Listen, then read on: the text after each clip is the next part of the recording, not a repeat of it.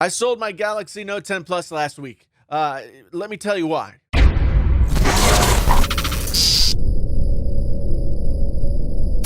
Hey there, friends on YouTube. My name is Jason. This is Painfully Honest Tech. So honest it hurts. If this is your first time here, thanks for stopping by. And if you've been here before, thank you so much for coming back again. So, as I said, sold my Galaxy Note 10 Plus and kept something other than that in the Android realm instead. A lot of folks who cover phones on the YouTubes, they're in a position to be able to keep all the phones all year, have a collection, blah, blah, blah.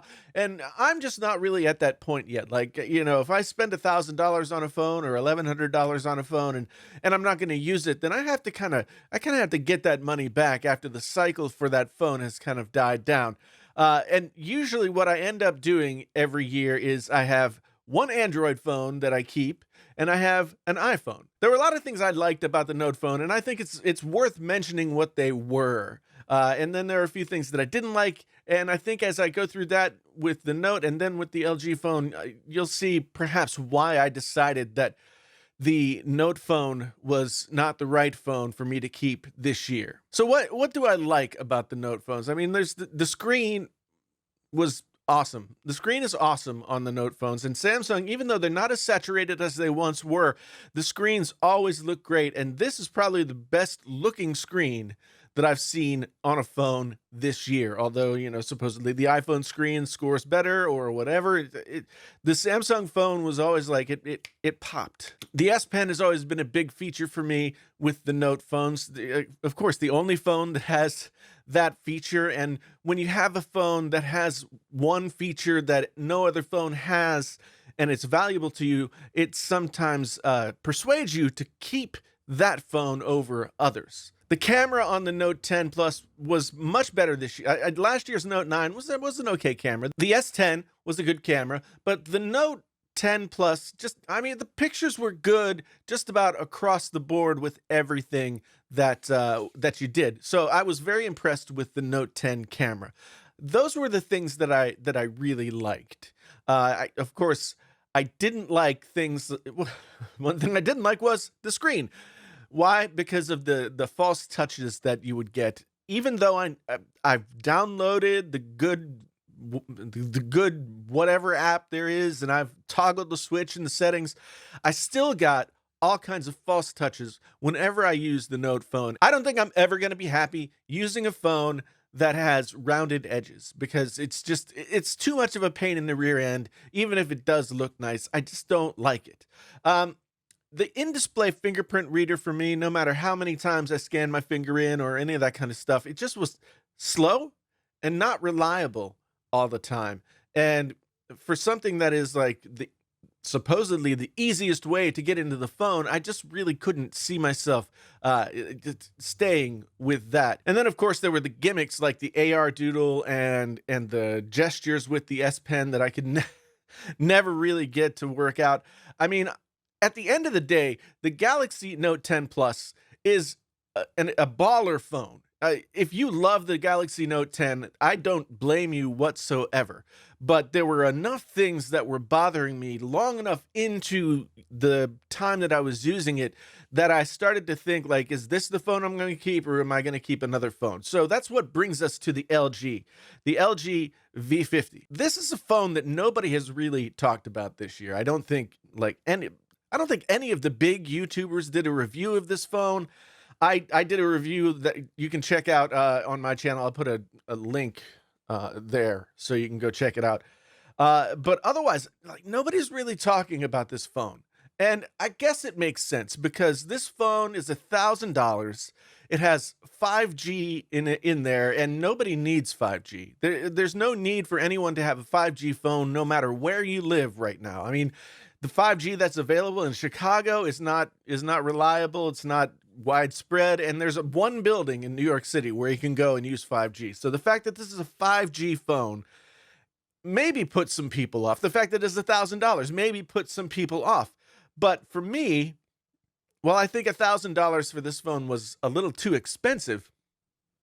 There was enough about it that made me want to get it, and it's now made me want to keep it. What do I like about this LG phone? Well, I like the screen. The LG screen, now I have an LG OLED TV, 65-inch B7 hanging on my wall in my living room, and I love it. It is an amazing screen. And the screen on the LG V50 is also very, very good. Now, it's not tuned in such a vibrant way as what the Note screen looks like. And I think that's why maybe it doesn't sort of pop out as much as the Note, but it's a very, very good screen. And the most important thing to me about it is that it is flat. There are no rounded edges where I can hold it and not be touching the screen. So that to me has turned out to be a much bigger deal than I ever thought it would be, but it is. It also has on the back a very fast fingerprint reader. Very fast. And it's very reliable. It works almost all the time. And it has the Face ID that works half the time. But I don't care about that. As long as the fingerprint reader works, then I'm good. And you can also like scroll things. You can scroll things. There's nothing new about that. It's not a big deal. The fingerprint reader makes getting into this phone a lot more convenient. And, just in general, the experience with this phone is good. Now, I do not like LG's Android skin. I don't think anybody does. LG has like not really figured out how to do that and make it good. So I just put Nova Launcher on here, and some of you may be out there saying, oh, you shouldn't have to do that, blah, blah, blah. Back in the day, that's what you did, because all of the skins of all of the companies, Samsung, LG, whoever, all of those skins were not good. LG just hasn't really done much to try and improve theirs, while others have gotten much better. But I do like Nova Launcher, and I do like using it. So whether or not LG's Android skin is good or not is not really a big deal for me, because it's easy to put Nova Launcher on there. I've owned Nova Launcher for quite a long time, and I like it. I also don't like the notch. There's a notch on this phone that you can't see because I'm using a black background, but it seems like everybody else was able to get rid of the notch. LG just didn't even try. That to me kind of bums me up, but it is not a deal breaker. The notch is not a deal breaker for me. I mean, I carry an iPhone as well, so of course the notch is not a deal breaker for me. The cameras on this LG phone are really, really good. I think they're on par with just about any other Android phone out there, except for maybe the Pixel, but we'll have to see what the Pixel 4 looks like when it comes out. The iPhone is maybe a little bit better. The iPhone 11 phones, cameras maybe a little bit better, but the one thing that I really love about LG and the V series phones is that this is a phone that's made for a content creator. Not only does it have a great camera with all three lenses that everybody has now caught out. LG was the first one with these three lenses as far as I can remember. So it's got the wide, it's got the ultra wide, it's got the telephoto. You can switch between. The camera app on this phone is just really, really easy to navigate, really, really easy to use, and it has a lot of features that are really good. Let me take a selfie.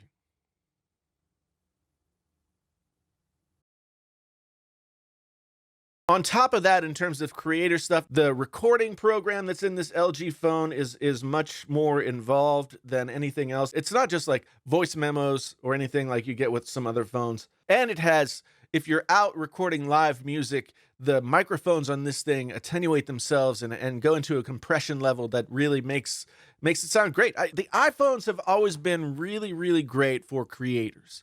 And the Android phones have been mostly good. The cameras have always been mostly good, but the LG V50 is one of the only phones, maybe the only phone, that carries its weight when it comes to audio as well as photos and video. And that brings me to the one feature that actually separates the Note 10 Plus and the LG V50 for me. The Note 7 was my favorite phone of 2016, even though I had to give it back. And the Note 8 was my 2017 best phone. In 2019, the Note 9 got my nod for best phone overall. Overall, even over the iPhones, I still like the Note best. It had the S Pen, which was a killer feature, and it didn't lack anything else. That's what's always been attractive about the Note phones, is it's got everything. But this year, my friends, the Note 10 phones don't have everything.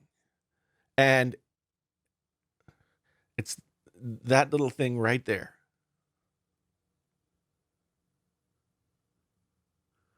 The Note 10 phones don't have a headphone jack. And I hear you well, so what? It's a USB, plug it in and listen and blah, blah, blah, blah. That's not the point. Like, the point about a headphone jack is that if I'm somebody who owns wired headphones, I don't want to have to use a dongle, which doesn't sound as good. I don't want to have to, get new headphones or go completely wireless or anything like that so that I can enjoy my music. I want to be able to use the stuff that I have. And the point of the Note phone, in my estimation, was it was the everything phone. But once you take away the headphone jack, no longer the everything phone. The LG V50, however, with its quad DAC, not only is it the last flagship phone with a headphone jack, it's also the best headphone jack that's ever been on any phone.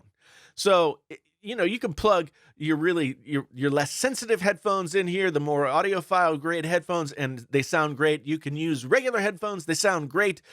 This thing is the real deal. So I'm looking to get back into having my own media on my phone, as well as, using streaming services and all that kind of stuff. I want to be able to listen to all my lossless media files with a headphone jack that can deliver the quality that the LG V50 has, that can deliver the quality that lossless files deserve. That's what ultimately pushed the Galaxy Note 10 Plus out of my pocket, out of my life, and put the LG V50 squarely in its place as the Android phone that I'm likely going to hang on to for the rest of this year. And the step backward for the Note series this year, even if it is just the headphone jack, even if the fingerprint reader isn't all that good, those couple of things really made the quality of life for me with using the Note 10 Plus not as good as my quality of life when using this phone. So I'm going to keep this phone. What do you think? Are you out there foaming at the mouth, like being angry because I said these things about the Note phone? Do you think I'm being overly picky or whatever? Or are you on the V50, the V series train along with me? Not too many people are. And LG has done a terrible job of marketing their phones. They've done a terrible job of getting their phones into people's hands. But there's some of the best phones being made anywhere right now. And I am going to keep carrying this one because it's a great phone, but also for that one very simple reason. It has that quad DAC and headphone jack. The LG V50 is the only thing that gives it to you right now. Well, the V50 and the G8. The G8 also has the same quad DAC, etc., etc. Both great phones, both completely overlooked this year, but the LG V50 is going to sit in my pocket for the rest of this year. So, nah. Let me know what you think down in the comments below. We'll have a boisterous discussion. I can't wait. Once again, thank you for being here. If this was your first time here and you want to come on back again, like, subscribe, bell, notify yourself, And if you've been here before, thank you ever so much for your continued patronage. And if you want to continue that patronage in an even bigger way, there's a join button down below this video that you can click.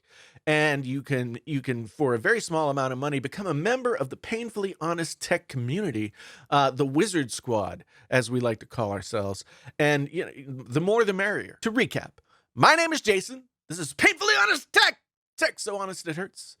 Until the next time, I'm out.